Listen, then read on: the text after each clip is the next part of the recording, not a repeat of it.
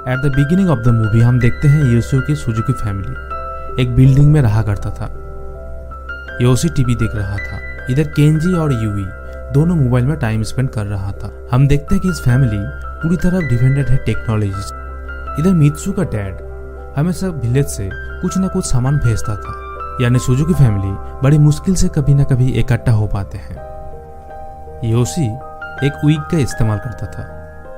थोड़ी ही देर बाद केंजी के पास एक फोन कॉल आता है, जो दरअसल एक लड़की थी सैतोमी। केंजी उसे लाइक करता था। एक दिन योशी मॉर्निंग में सोकर उठकर देखता है कि उसका अलार्म अभी काम नहीं कर रहा है, क्योंकि उसे अपने ऑफिस के लिए लेट हो गया था। वो अपने वाइफ से टाइम पूछने लगता है।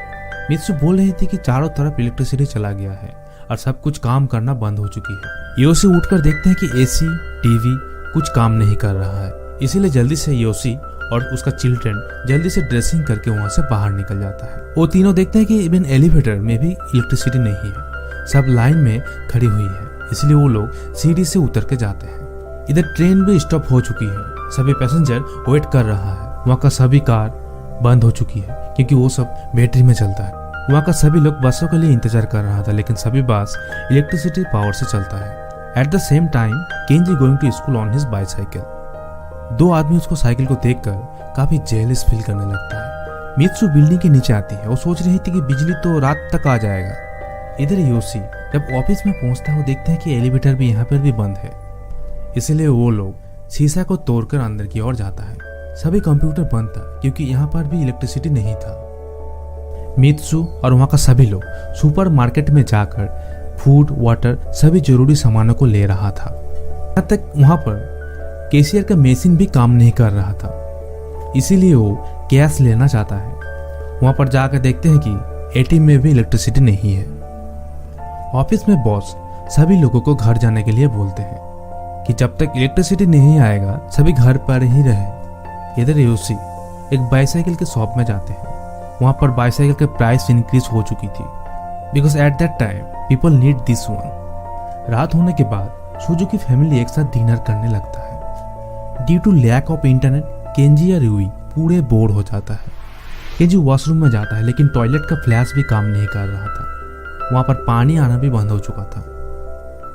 सुजुकी फैमिली बेलकोनी की ओर जाते हैं। सभी लोग आसमान की ओर देख रहा था।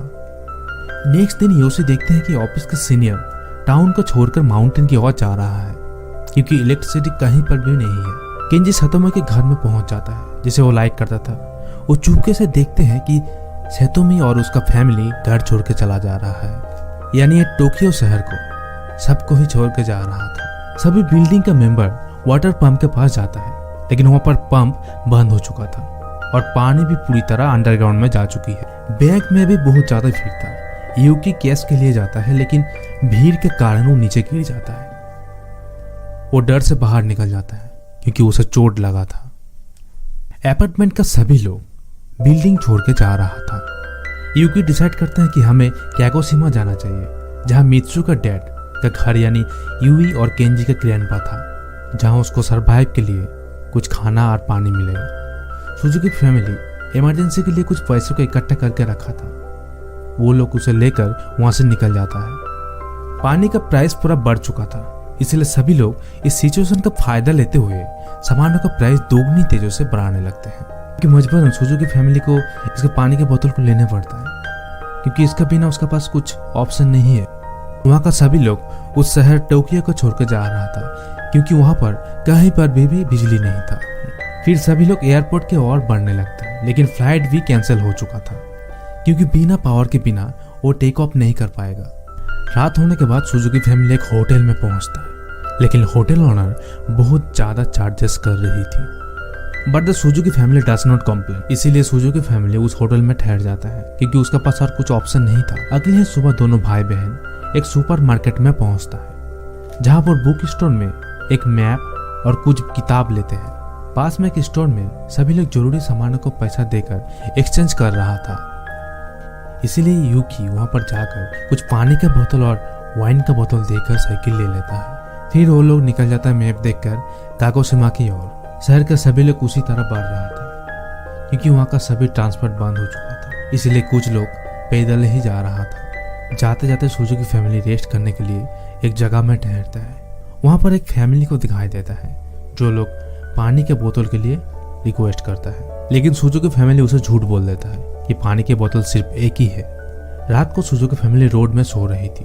तभी वहां पर एक लड़का आकर उसका वाटर बोतल को छीनकर भागने लगता है। उसका पीछे करके केंजी देखते हैं कि वो अपने बच्चे के लिए पानी चुराया था, इसीलिए वो देखकर वहां से चला जाता है। नेक्स्ट डे सुजुकी फैमिली एक टनल के सामने आता है, लेकिन वहां पर बहुत ज्यादा अंधेरा था। वहां पर मौजूद एक ओल्ड लेडी उन टनल से निकलने का मदद करती है।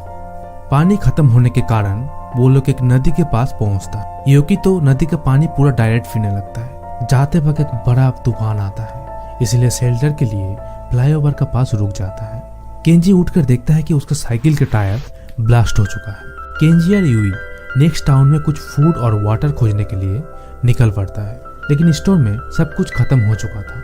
केंजी कुछ सिलिकॉन एडिसिव लेता है साइकिल टायर के लिए। पानी का बोतल खत्म हो चुकी थी, इसलिए वो दोनों एक बैटरी का लिक्विड वाटर ले लेता है, because distil water it can be use to drink. वहां पर कुछ कैट फूड था, वो ले लेता है पेरेंट्स के लिए।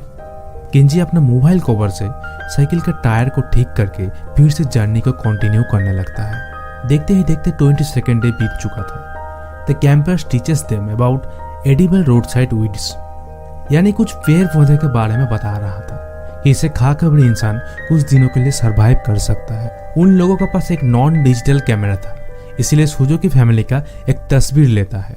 यूई अपना एड्रेस को देती है। And the campers told that he send it to them when the power comes back. वो लोग एक साथ जाने लगते हैं। फॉर फ्यू आवर्स देन अलग अलग सेपरेट हो जाता है। सुजुकी फैमिली एक एक्वेरियम के पास पहुंच जाता है जहां फिश सेलिंग कर रहा था। जब सुजुकी फैमिली खाने के लिए जाता है, लेकिन तब तक खाना खत्म हो चुका था। फिर से सुजुकी फैमिली डिसअपॉइंटेड होकर वहां से चला जाता है। ग्राउंड में जाकर यूकी को एक इंसेक्ट को दिखाई देता है। उसे वो खाने की कोशिश कर रहा था, लेकिन तभी वहां पर सुजुकी को एक पीक दिखाई देता है। सभी लोग उस पीक को पकड़ने के लिए जाता है, लेकिन फाइनली यूकी इस पीक को पकड़ लेता है। वो लोग उसे काटने जा रहा था, तभी वहां पर एक आदमी आकर पहुंचता है जिसका नाम था दाइची। दाइची उन लोगों को देखकर उस पीक को काट देता है। दाइची उन लोगों को दावत के लिए घर में लाता है। वहां पर पानी देखकर सुजुकी फैमिली झपट पड़ता है, क्योंकि उन लोगों ने काफी दिनों से पानी भी नहीं पिया था। दरअसल एक पीक दाइची का ही है। वो पीक फार्मिंग करता है। वो बोलते हैं कि अगर तुम लोग मेरे भागी हुई पीकों को पकड़ने में मदद करोगे तो मैं तुम्हें माफ कर दूंगा। दाइची उसे मील ऑफर करता है और कुछ पोर्क मीट, क्योंकि वो लोग काफी दिनों से खाया नहीं था। उन लोगों को एक हफ्ते रहने के लिए ऑफर करता है और फार्मिंग में भी सुजुकी फैमिली मदद करता है। कुछ दिनों बाद यूकी डिसाइड करते हैं कि हमें कागोशिमा के लिए जर्नी कंटिन्यू करना चाहिए, इसीलिए दाइची उसे कुछ मीट देकर उसे वहां से जाने के लिए बोलते हैं। दाइची काफी अच्छा इंसान था। सुजुकी फैमिली एक मैप को फॉलो करके जा रहा था, तभी उन लोगों के सामने एक बड़ा सा नदी पड़ जाता है। इसीलिए सुजुकी फैमिली एक राफ्ट बनाकर नदी के पार करने का कोशिश कर रहा था। मित्सु और वी को दूसरे पार में ले जाता है। फिर से वो दोनों निकल पड़ते साइकिल को लेने के लिए, लेकिन वहां पर बारिश गिरना चालू हो जाता है। वाटर फ्लो तेजी से बढ़ रही थी, इसलिए वहां पर यूकी पानी के अंदर ही डूब जाता है। केंजी उसे बचाने के लिए जाता है, लेकिन उसका सिर्फ उसका डैड का विग मिलता है। इससे सभी लोग टूट पड़ती है। वो लोग रेलवे ट्रैक में जा रहा था।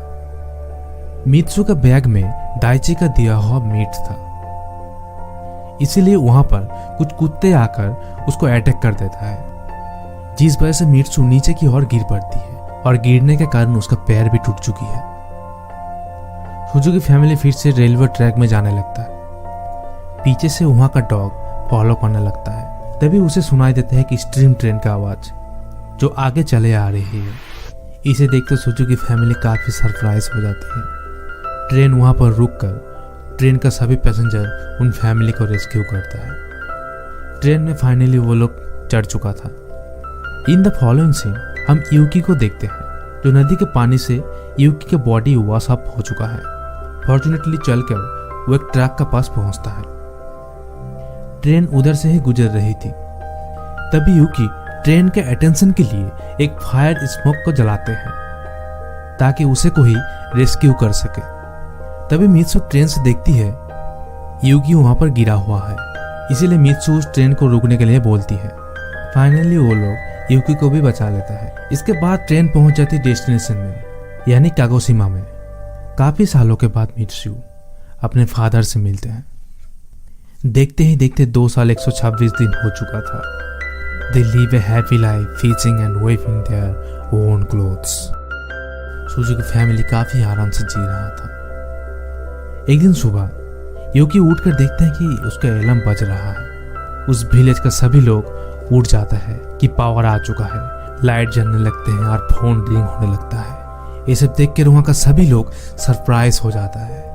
कुछ हफ्ते बाद सुजुकी फैमिली फिर से अपना शहर टोक्यो में चला जाता है। सब कुछ पूरी तरह से नॉर्मल हो चुका था। एक दिन अचानक सुजुकी फैमिली के पास एक मेल आता है, जहां पर स्ट्रेंजर की भेजी हुई तस्वीर था। इसे देख वो लोग काफी इमोशनल हो जाता है और साथ ही साथ मूवी यहीं पर खत्म होता है। अगर इस तरह का मूवी एक्सप्लेनेशन आपको अच्छा लगता है तो लाइक कीजिए, कमेंट कीजिए, सब्सक्राइब कीजिए। Thank you for watching.